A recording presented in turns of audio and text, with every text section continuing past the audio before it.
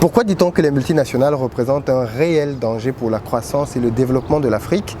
Écoute, dans cette vidéo, on va en parler et puis je vais te donner, à mon avis, 3 outils, 3 armes dont dispose la diaspora africaine afin de pouvoir contrecarrer les plans finalement de ces compagnies-là qui ont pour but, vocation à détruire notre très cher continent.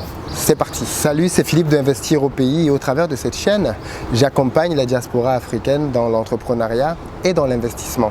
Si l'une de ces thématiques t'intéresse et que tu es nouveau, je t'invite à faire tes 2 premiers pas afin de te rapprocher de ces objectifs-là. Le premier, c'est de t'abonner à cette chaîne et d'activer les notifications en cliquant sur la petite cloche afin d'être informé de l'apparition de chacune de nos 3 vidéos hebdomadaires, le lundi, le mercredi et le vendredi à 11 h. Le deuxième, c'est de pouvoir aller dans la barre de description et de cliquer sur le lien afin de recevoir gratuitement dans ta boîte email le livret que j'ai écrit intitulé 10 bonnes raisons de devenir entrepreneur. Il va te permettre de pouvoir te bâtir un bon mindset afin que tu puisses entrer dans la bataille économique de l'entrepreneuriat avec les bonnes armes. Alors, le sujet d'aujourd'hui est un sujet qui, à mon sens, est assez pertinent parce que c'est un sujet toujours d'actualité et dont on parle depuis pas mal d'années. Quel est le rôle véritable des multinationales en Afrique? Certains ont encore l'utopie aujourd'hui de penser que les multinationales occidentales, américaines et chinoises même sont une très bonne chose pour le continent, d'autres pas. Mais écoutez, moi je vais me proposer dans cette vidéo-là de pouvoir faire un tour panoramique finalement de ce que ces multinationales peuvent faire sur le continent africain, mais aussi des erreurs que nous-mêmes en tant qu'Africains commettons dans nos propres continents, parfois par ignorance ou même par cupidité. Donc reste jusqu'au bout de cette vidéo parce qu'à la fin, je vais véhiculer 3 armes, 3 leviers sur lesquels je pense que la diaspora africaine notamment peut s'appuyer pour véritablement proposer une autre manière de faire le business qui va dans le sens de réellement développer notre continent. Alors les premiers dont je veux parler ici, ce sont les multinationales chinoises. Vous savez tous qu'aujourd'hui, il y a une invasion pratiquement de la Chine sur le continent africain avec pour but de pouvoir essentiellement traiter sur le domaine économique. Les Chinois ne sont pas forcément dans tout ce qui va être intimidation des gouvernements africains ou alors obligation des gouvernements africains à pouvoir finalement s'incliner. Les Chinois viennent pour faire du business, clairement, parce que c'est ça qui les intéresse. Et donc, on a certains domaines dans lesquels les Chinois ont déjà pu travailler en Afrique. Et donc, on a un peu de recul pour pouvoir voir ce qu'ils font aussi de leur côté. Je voudrais parler par exemple des barrages. Vous savez, en Afrique, on utilise beaucoup l'hydrographie, l'hydroélectrique du moins, pour pouvoir approvisionner les foyers en électricité. Et du coup, la construction des barrages est un domaine dans lequel les Chinois se sont beaucoup impliqués depuis pas mal d'années. Ils ont construit le barrage de Merowe au Soudan, celui de Buyi au Ghana et même celui d'Inga en RDC qui est un super gros projet. Alors je sais qu'ils ont construit d'autres barrages dans d'autres pays tels le Cameroun, mais pour pouvoir en parler, il faut réaliser ce qu'implique la construction d'un barrage, du moins dans les modèles qui sont faits aujourd'hui. Par exemple, on réalise que dans un pays comme la RDC, la création du barrage d'Inga va entraîner le déplacement de 10 000 communautés. Je ne dis pas 10 000 habitants, je dis bien 10 000 communautés.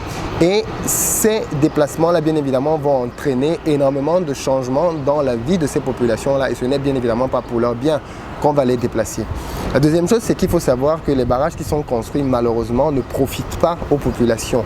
L'électrification est réservée très souvent aux mines. C'est bien pour ça que ces barrages-là sont construits dans des zones très retirées, au pied des mines. Et qui exploitent les mines en question, ce sont des entreprises chinoises. Donc en fait, c'est un peu comme si les gouvernements payaient des Chinois pour venir construire des mines pour pouvoir desservir en électricité des entreprises gérées par les Chinois eux-mêmes. Et donc au final, la population ne ressent pas les bénéfices de la construction de ces barrages-là. Prenons un autre exemple, au Mozambique, au niveau de l'exploitation de la forêt, qui est malheureusement exploité sans vergogne. Le secteur du bois, vous le savez bien, est un secteur très porteur en Afrique et malheureusement qui est essentiellement détenu par des multinationales, pour le coup chinoises et même européennes, qui exploitent le bois sans aucun répit et donc par ce fait-là détruisent complètement l'écosystème, ruinent finalement les richesses que l'on peut trouver dans ces endroits-là. Ils pillent toutes les espèces rares et exotiques qu'on trouve encore dans nos forêts. Je parle de l'ébène, je parle du panga, je parle du mopane, bref. Pour ceux qui connaissent un peu le secteur du bois, vous connaissez très bien toutes ces espèces-là et toutes ces essences qui ne se trouvent pratiquement plus nulle part ailleurs qu'en Afrique. Mais le pire dans ça, c'est qu'une fois que ces espèces ont été exploitées, mais elles sont revendues à prix d'or. On dit aujourd'hui qu'une espèce qui a été prise en Afrique et payée à un prix est revendue 100 fois plus cher sur le marché asiatique.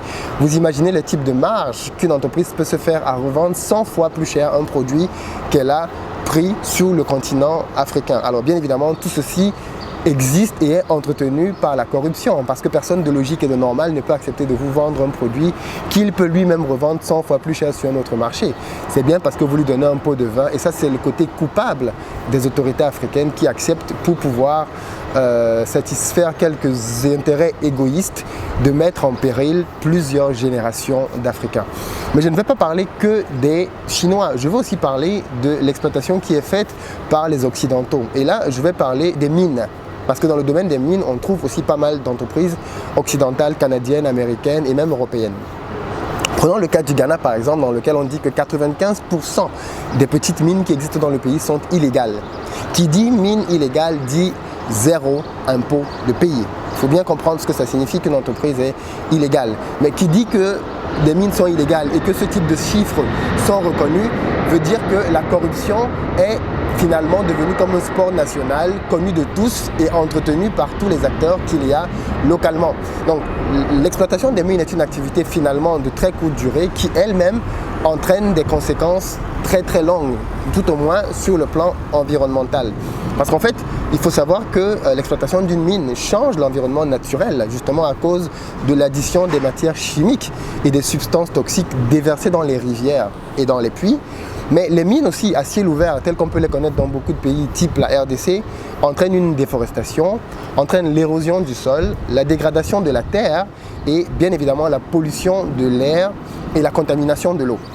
Et comme si ça ne suffisait pas, tout ceci entraîne la destruction et la confiscation des terres agricoles. Oui, parce que quand une mine arrive, quand une entreprise arrive et qu'elle veut exploiter une mine, elle délimite tout un périmètre et tant pis pour toutes les autres terres agricoles qui pouvaient être dans cet espace-là, on les liquide au profit de l'exploitation de la mine. Et puis dans certains pays dans lesquels on peut exploiter par exemple de l'uranium, on se retrouve aujourd'hui avec encore des zones irradiées dans lesquelles des populations sont exposées parce que les entreprises qui ont exploité les minéraux à cet endroit-là ne l'ont pas fait de manière avec un minimum de respect pour les populations qui allaient vivre à ces endroits-là. Alors le pire dans tout ça finalement, au-delà de tous les dégâts que je viens de citer, c'est que l'exploitation de ces mines-là entraîne aussi des guerres. Et ça, c'est juste inadmissible de retrouver des pertes de vie humaines au détriment de la cupidité de certaines multinationales. Alors, le troisième groupe de personnes dont je veux parler, ce sont les locaux. Parce qu'il ne faut pas avoir le sentiment que sur place, tout se passe très bien de manière parfaite. Non, les locaux aussi contribuent malheureusement à leur manière à détériorer l'environnement local. Et ce, par exemple, au travers de la comment je vais appeler ça, de la déforestation par le feu, le brûlis. C'est une technique pour pouvoir justement défricher des espaces de terre avec du feu. Les avantages de cette technique-là, c'est que ça entraîne moins de dépenses en termes d'argent, donc moins de temps aussi, parce qu'on n'a pas besoin d'utiliser des grands engins, mais pour pouvoir le faire, on met juste du feu et on brûle. L'autre élément, c'est que l'avantage, c'est que justement, la cendre produite par l'incinération de la végétation fournit des sels minéraux indispensables à la fertilisation du sol. Donc du coup, quand vous faites un brûlis, vos premières récoltes après sont juste géniales et gigantesques. Vous allez avoir, je sais pas moi, des doigts de plantain qui sont juste comme mon bras. Vous avez voilà, une récolte super abondante pendant 1 ou 2 années. Mais à partir de 4 ans, on se retrouve sur des terres totalement stériles. Et ça, c'est dangereux parce que pour que ces terres-là qui ont été déforestées puissent reprendre vie, il faut attendre parfois entre 15 à 40 ans. Donc, vous voyez un peu les ratios. Vous exploitez une terre de manière finalement brute pendant 2, 3, 4 ans maximum et derrière, vous devez la laisser se reposer pendant 15 à 40 ans. Finalement, on se rend bien compte que ce type de modèles-là ne sont pas rentables. Il faut pouvoir travailler différemment. Et moi, c'est à ce niveau-là que je pense que la diaspora peut faire quelque chose. La diaspora peut faire quelque chose parce que déjà, de manière économique, elle a beaucoup plus de moyens que les personnes qui sont sur place. Et donc, elle a de fait plus d'armes pour pouvoir entrer dans la bataille économique parce que c'est de ça dont il est question. Il ne faut pas avoir la naïveté de penser qu'il s'agit d'autre chose. Ce qui dirige un pays, contrairement à ce qu'on peut penser, ce n'est pas le politique, c'est l'économique. C'est ceux qui ont l'argent qui influent sur les lois. Ce sont eux qui financent les campagnes des politiciens et donc en retour, les politiciens leur doivent des services, votent des lois pour pouvoir les satisfaire et ce au détriment de qui? Des mêmes personnes, c'est-à-dire les populations. Et donc, sachant cela, la diaspora que nous sommes et que nous représentons ne peut pas aller en Afrique faire des affaires sans tenir compte de ces risques-là. Elle doit forcément proposer des modèles différents, des modèles économiques différents, des modèles de société différents, des modèles de développement différents. Moi, je pense que Aliko Dangote, le super riche homme nigérian, a dit quelque chose qui devrait beaucoup nous faire réfléchir. Il a dit la différence entre le Nigeria, qui est la première puissance africaine, malgré tous les défauts qu'on peut connaître à ces pays-là, et les pays francophones, est qu'au Nigeria, l'économie est essentiellement détenue par des locaux, par des Nigériens. Quand vous allez dans des pays francophones, c'est Ali Dangote qui parle, l'essentiel de l'économie est détenu par des multinationales appartenant généralement à l'ancien colon, à l'ancien pays colonisateur. Et ça dit tout. Parce qu'en fait, quand vous vous retrouvez dans un pays dans lequel l'essentiel des recettes que reçoit l'État lui est dû par des multinationales étrangères, alors ceux qui décident réellement de l'économie dans ce pays-là, ce sont les multinationales. Ce sont elles qui dictent leurs lois, ce sont elles qui dictent même les changements de gouvernement et de politique. Et donc, réaliser, prendre l'économie de nos pays en main, la développer et nous-mêmes nous investir pour que les Africains de la diaspora et même des Africains bien évidemment en local puissent prendre plus de part dans l'économie nationale est un enjeu majeur. C'est vraiment un enjeu super majeur. Et moi j'invite donc justement la diaspora au travers de cette chaîne à pouvoir prendre conscience de cet enjeu-là et à s'impliquer dans cette bataille-là. On ne peut plus se contenter aujourd'hui d'envoyer des Western Union, des MoneyGram, des World Remit aux familles en Afrique parce que ce n'est pas suffisant. Les seules personnes que ce type de business model enrichissent, ce sont des entreprises que je viens de citer. C'est elles qui s'enrichissent réellement au travers du transfert d'argent. Pour pouvoir aider véritablement nos populations sur place, nous devons créer des business. Créer des business qui vont les autonomiser, créer des business qui vont générer du travail sur place, créer des business qui vont leur redonner de l'espoir et donc de fait même permettre que davantage d'Africains reprennent en main leur économie.